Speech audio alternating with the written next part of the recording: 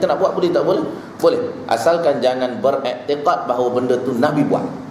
Tu saja. Okey, itu poinnya. Jangan kata kau kena datang, ni sunnah tau. Itu dah bid'ah. Sebab menyatakan sunnah pada perkara yang Nabi tak buat, itu bahaya. Kita cipta benda baru dalam agama. Okey, baik. Tapi nak doa sajalah ya. Baik, ini kita sebut tadi. Ada orang yang tak laksana sembahyang. Itu. Ada orang yang laksana sembahyang tapi satu, Imam Qurtubi kata apa, kenapa tak boleh jawab? Salah satunya ialah tak solat. Tak solat.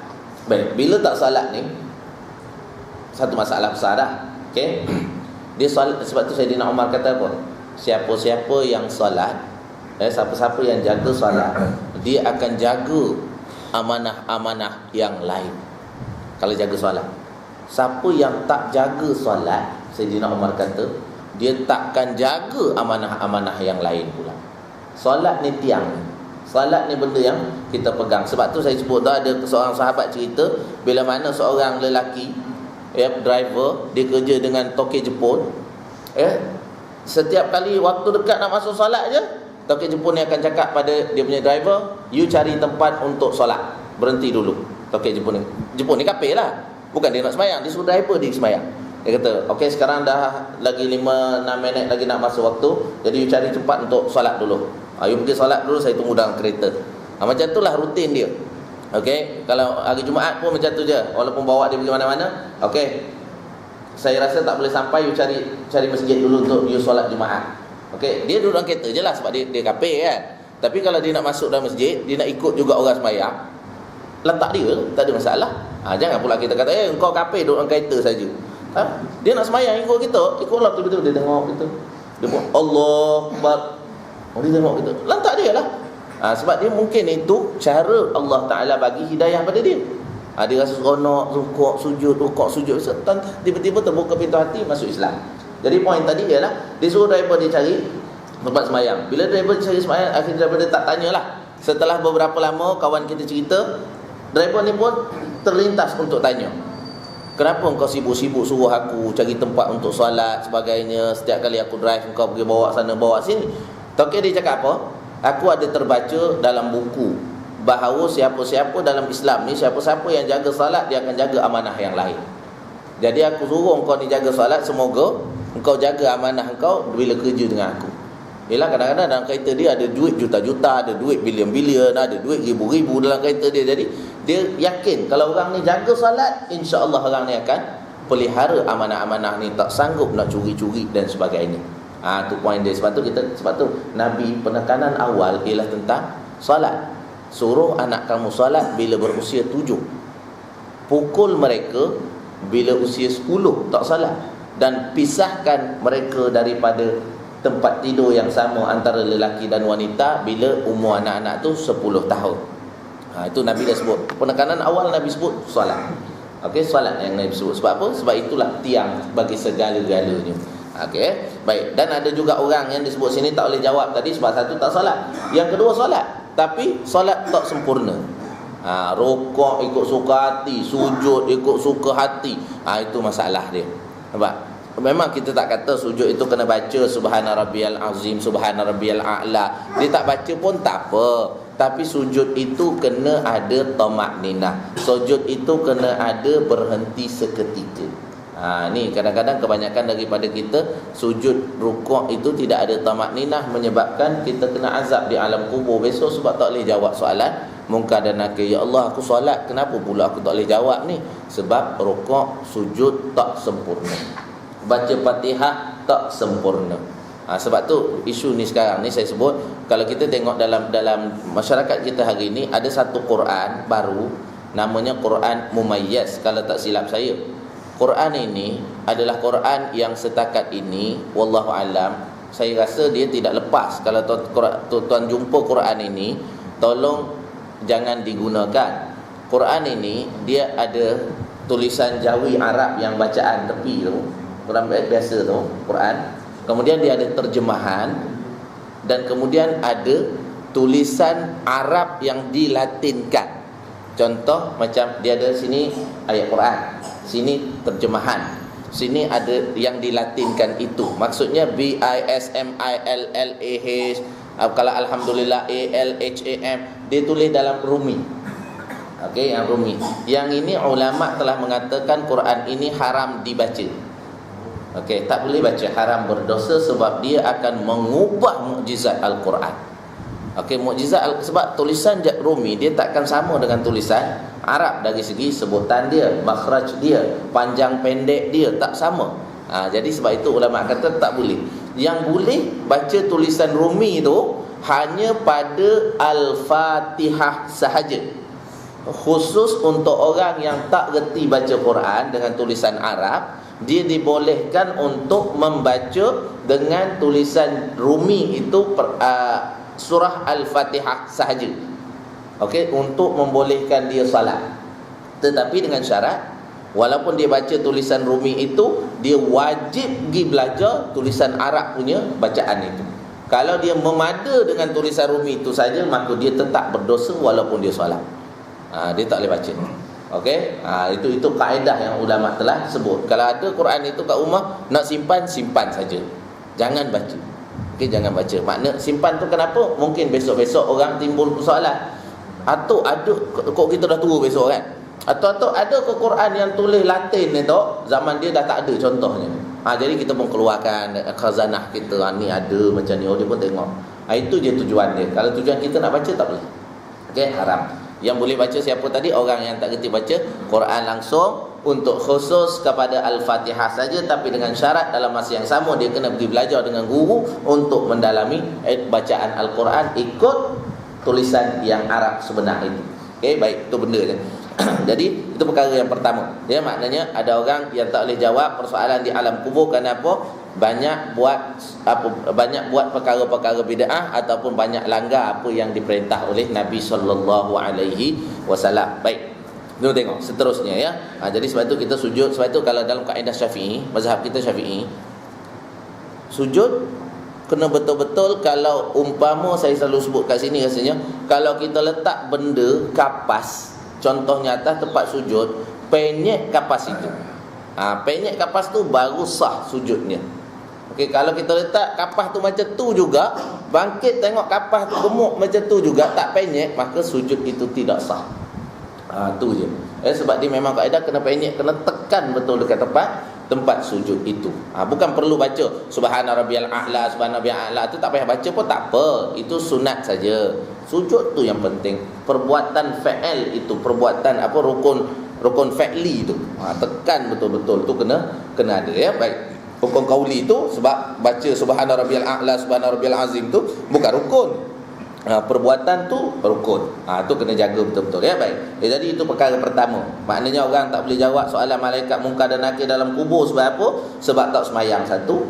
Ataupun yang kedua, semayang tapi semayangnya tidak sempurna. Kenapa penekanan semayang? Sebab semayang ni lah Nabi tekankan mereka awal. Sebab Sayyidina Umar sebut tadi. Okey, kalau tak jaga solat, habislah semua benda pun tak jaga. Ya, baik. Kemudian seterusnya, perkara yang kedua yang disebut di sini ialah ada orang yang tak boleh jawab Ibrahim itu adalah bapaku. Okey, Ibrahim bapa segala nabi ya. Ada orang tak boleh jawab. Dia soalan ni pelbagai. Yang kita tahu siapa Tuhan kamu, siapa nabi kamu, siapa saudara mara kamu, siapa imam kamu, mana kiblat kamu, kan? Yang ni antara soalan yang glamour lah. Tapi tidak mustahil untuk malaikat itu tanya soalan-soalan yang lain. Waktu tu tak payah nak risau lagi dah. Sebab apa? Sebab yang jawab bukan kita, amal perbuatan kita. Sebab tu kena bersedia dengan amal kita, insya-Allah ya. Sebab tu saya selalu sebutkan hadis Nabi yang mana Nabi kata bila seorang manusia meninggal dunia, maka yang mengikut dia pergi ke kubur 3. Satu tinggal, 2 balik kan. Yang tinggal dengan dia adalah amal-amal dia saja, yang baik atau buruk, ikut dia belaka. Yang balik ialah anak isteri dia balik, harta benda dia pun balik. Cuma Imam Qurtubi dalam tafsir dia pernah sebut ada harta yang akan ditinggalkan, iaitu kain kapan. Tu harta dia bawa jumpa malaikat besok. Okey, tak kisahlah kain kapan macam mana sekalipun ya. Baik. Sebab kita orang ahlu sunnah wal jamaah, kita kain kapan kita biasa saja. Kalau orang-orang zaman sekarang, zaman Syiah dah terlampau kuat sekarang ni dekat Malaysia. Kalau Syiah, cara dia tuan-tuan nak pergi tengok, pergilah tengok cara ada tengah-tengah Syiah dekat Malaysia ni, cara kubur dia lain sikit dengan cara kita mengkebumikan jenazah. Sebab dia kena tunggu kain kapan dia hak bertulis-tulis tulisan macam-macam daripada negara Iran saja. Jadi kita bukan cara itulah. Kita Malaysia tetap menganggap bahawa Syiah adalah musuh kepada agama dan negara kita. Tak boleh masuk. Kalau masuk, hancur habis. Sebab kita pernah tengok dia punya syahadah hari tu. Dia kata apa? Asyhadu an la ilaha illallah wa asyhadu anna Muhammad Rasulullah wa asyhadu anna Aliyan hujjatullah. Ali ini adalah hujjah Allah, Ali ini adalah wali Allah. Dan kemudian dia ada syahadah lain disambung tu, wa asyhadu anna Abu Bakrin wa Umar wa Utsman wa Hafsah wa Aisyah finnar. Maksud dia apa? Tadi kan dia syahadah gini kan. Dia syahadah Allah sebagai apa? Aku saya saksi bahawa Allah adalah Tuhanku adalah Allah, Nabi Muhammad adalah Rasulullah kan. Kemudian Ali adalah waliullah, dan dia ada syahadah lain sambung tu ialah sesungguhnya aku naik saksi bahawa sesungguhnya Abu Bakar, Umar, Osman, Hafsah dan Aisyah adalah merupakan ahli neraka. Ini jadi cela sahabat tuan-tuan. Ahli sunnah kata kafir terus. Jadi kita tak boleh. Tengok dekat Pakistan, dekat mana ada kan. Mungkin tuan-tuan dapat yang dia punya apa, pengelap kaki dia tulis Abu Bakar, Umar, Osman pada pengelap kaki. Permaidani kita dia letak dekat mana? Dekat muka tandas. Mana setiap kali orang nak masuk tandas, pijak tu. Jadi masuk dalam tandas. Sebab mereka memang tak boleh terima sahabat-sahabat selain daripada yang mereka sebut ada 4 orang atau 5 orang saja yang mereka anggap tidak murtad. Selain pada tu murtad belaka. Jadi kita ahli sunnah wal jamaah menganggap bahawa para sahabat adalah adil. Itu saja. Okey, jangan terpengaruh. Sebab tu zaman sekarang ni tolong hati-hati tuan-tuan ya, tolong hati-hati tengok anak kita takut terpengaruh. Ya, kawan-kawan kita tu benda-benda memang sangat bahaya sekarang ni, sebab dekat Indonesia memang dah Syiah memang boleh kata kuasai sekarang ni, dan dia duduk sebelah kita saja. Selamat lagi Ustaz sebab kita ada Thailand. Thailand pun dekat atas sana tak ada, tapi yang sepadan dengan Perlis memang tempat yang dibenarkan untuk Syiah beroperasi oleh kerajaan Thailand.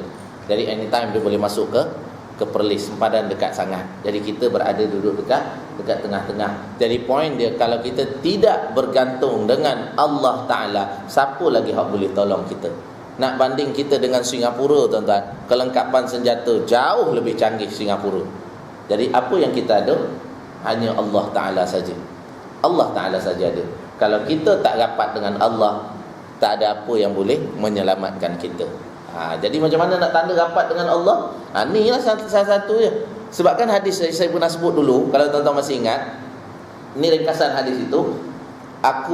Hadis qudsi ya, aku merencanakan untuk turunkan azab kepada manusia, tetapi aku tangguhkan, Allah Ta'ala kata. Sebab apa? Kerana 2 perkara. Satu, aku melihat masih ada hamba-hambaku yang berulang alik ke rumah aku pada setiap masa.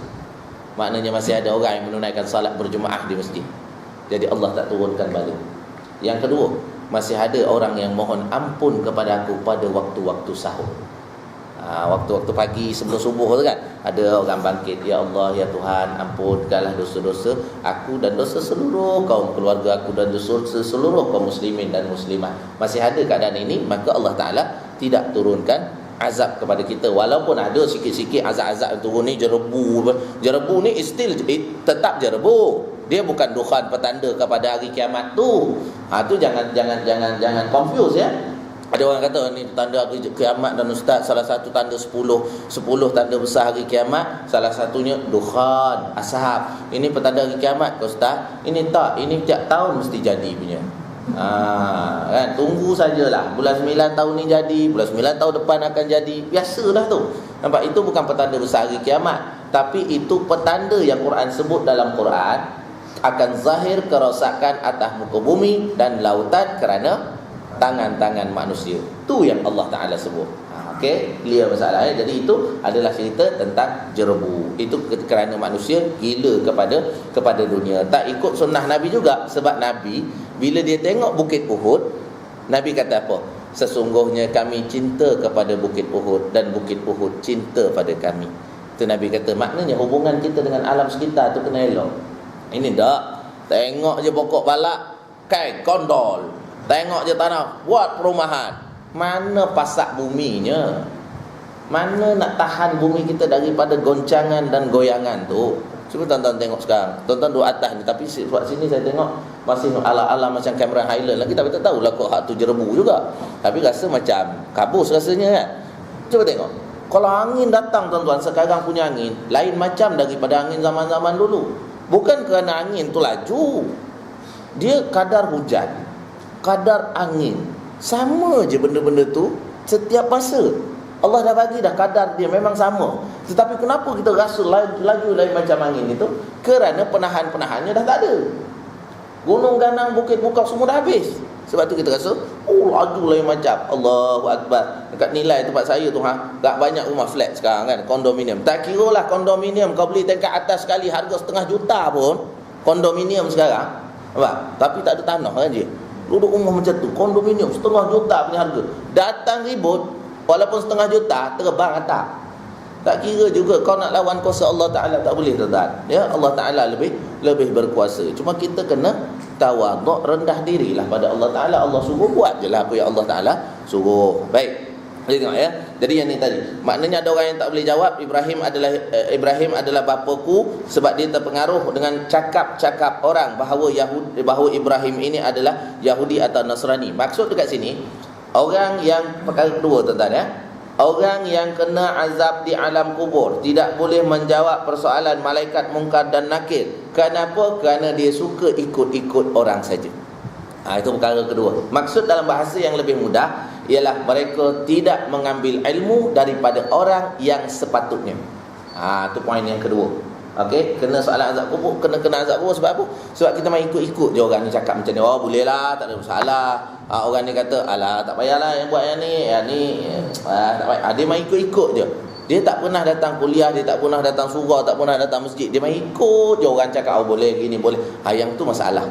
Sebab apa? Sebab Sayyidina Ali kata, agama ini Sayyidina Ali kata apa? Allahumma salli ala Muhammad. Islam hendaklah kamu melihat daripada siapa yang kamu ambil agama kamu ini. Itu kaedah Sayyidina Ali sebut, Sayyidina Umar sebut benda sama. Maknanya kalau kita nak ambil sesuatu, tengok siapa yang bercakap tu dulu. Okey, betul ke tak betul orang ni? Caranya ulama Saudi kata, cara kita nak pastikan ilmu kita betul ataupun tidak, dia kata dua jalan saja. Satu, kita baca kitab-kitab muktabar, kitab-kitab yang memang ulama-ulama betul tulis. Okey, maksudnya buku Imam Syafi'i, buku Imam Hanafi. Ini tak ada siapa boleh pertikaikan sebab level dia dengan kita siapa. Okey. Tapi bila baca buku hak saya tulis, jangan ikut sepenuhnya. Kena tengok dulu betul-betul. Sebab saya bukan taraf ulama tu. Saya cuma tulis. Kadang-kadang apa yang kita tulis itu salah. Tapi kalau ulama-ulama dulu, mereka lain. Memanglah kita tak kata ulama ni maksum, tapi sekurang-kurangnya mereka itu terpelihara, berhati-hati dalam menilai sesuatu perkara yang dia nak tulis. Kita ni kadang-kadang main tulis je. Nampak, kadang-kadang sambil-sambil buat buku tu, sambil-sambil jam je. Tengah jam kata, oh keluar buku. Lepas tu kata, pin kata belakang. Dah tersilap tulis pula dah, sebab kena horn kereta belakang. Lepas tu tak check dah. Tak check dah, pergi hantar syarikat print, syarikat cetak. Syarikat pun cetak, orang pun baca, salah. Jadi itu maksud saya tadi. Maknanya ulama kata baca kitab-kitab muktabar. Cuma kitab muktabar ni kalau baca seorang, takut apa yang Sayyidina Ali kata, siapa yang belajar tanpa guru, guru dia setan pula dah. Jadi walaupun baca, dia kena juga pergi kepada jalan yang kedua. Baca buku ulama muktabar, jalan yang kedua mesti cari guru. Dan guru ini pula syarat dia mestilah orang yang dikenal ramai orang. Bukan masyhur, bukan terkenal. Maksudnya memang orang kenal dia ni sebagai seorang ustaz, dia bukan penipu, dia tak bawa ajaran sesat. Itu maksudnya kita kenal dia ni. Oh, Ustaz Najmuddin boleh ikut kot, sebab tak pernah lagi rasanya dia ni bawa ajaran sesat. Boleh ikut lah, tapi kena ada reserve juga kat tepi tu. Kok dia ni cakap ada kepentingan peribadi ni, kena ada reserve tu berapa persen kat tepi tu. Maksudnya. Jadi kena tengok makna orang-orang yang tidak dikaitkan dengan benda-benda sesat, boleh. Okey, boleh. Sebab ulama kata, macam contoh saya kerja dengan Jabatan Agama. Jadi selama ni saya tak pernah lagi bawa ajaran sesat. Jadi apa yang saya cakap bolehlah terima. Nampak? Dan orang pula masjid ni ada saya ceramah, masjid sana ada ceramah, masjid sini ada ceramah. Saya tak pernah pula ceramah dekat tempat-tempat yang sunyi. Saya pergi, okey, ini kuliah untuk orang kita saja. Orang Sungai Sering nak masuk, tak boleh. Ini kuliah kita je, kuliah khusus. Itu memang ada kemuskilan sikit yang tu. Yang tu boleh diragukan. Nampak? Ini saya pun ngajar sini tempat umum orang dengar. Kalau salah orang tegur saya. Jadi maksudnya boleh diambil ilmunya. Okey, boleh diambil. Sebab kalau orang-orang yang sering kali memang terkenal dengan pembohongnya dia, tak boleh ambil ilmu. Sebab Imam Malik kata di antara 4 golongan yang tak boleh ambil ilmu pada dia, saya tak nak sebut 4 ni, saya sebut satu je. Di antara 4 orang yang tak boleh diambil ilmunya ialah orang yang dikenali masyarakat sebagai pendusta, suka cakap bohong, walaupun dia tak pernah berdusta atas nama Nabi SAW. Dia selalu cakap bohong, tak boleh terima ilmu dia. Ini ulama cakap, sebab dia memang ada unsur-unsur untuk berbohong itu. Baik, jadi itu perkara yang kedua kita ambil pagi ni. Maknanya orang yang kena azab kubur kenapa tuan-tuan? Kerana ambil ilmu daripada orang yang tidak betul. Itu yang kita bimbang. Sebab tu kena cari ilmu pada orang yang betul. Tengok dia ni boleh dipercayai ke tidak. Kena tengok hati-hatilah, hati-hati. Baik. Jadi itu yang kita kata kalau orang tanya, macam mana nak tahu dia tu betul ke tidak?